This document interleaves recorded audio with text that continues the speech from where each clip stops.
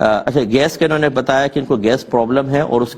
کو سولو کرنے کے لیے، حل کرنے کے لیے دوا بھی استعمال کر رہی ہیں،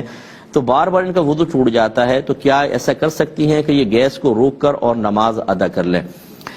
دیکھیں، فقہاء نے یہی لکھا ہے کہ اگر کوئی ایسا عذر انسان کو لاحق ہو جائے کہ اس عذر کی وجہ سے اس کی طہارت باقی نہ رہتی ہو اور اس وقت کے وہ فرض پورے نہ کر سکتا ہو، تو سب سے پہلے اس کو غور کرنا چاہیے کہ کوئی میں ہیلا کر کے کسی طریقے سے وقتی طور پہ عذر کو روک کر نماز ادا کر سکتا ہوں یا کر سکتی ہوں یا نہیں۔ اگر وہ کر سکتا ہے تو اس ہیلے کو اختیار کرے، اور یہ بھی جو آپ نے بتایا یہ کہ ہیلا ہی ہے، تو آپ کے لیے شرعاً اجازت ہوگی کہ آپ روک کر اور نماز کو ادا کر لیں۔ لیکن ایک عام جو نارمل آدمی ہے، فرض کر لیں پیشاب کا غلبہ ہو رہا ہے، فرض کر لیں وہ گیس کا پرابلم نہیں ہے، اس وقت گیس کا غلبہ ہو رہا ہے، اس کے لیے نماز پڑھنا خلاف سنت اور مکروہ ہوگا۔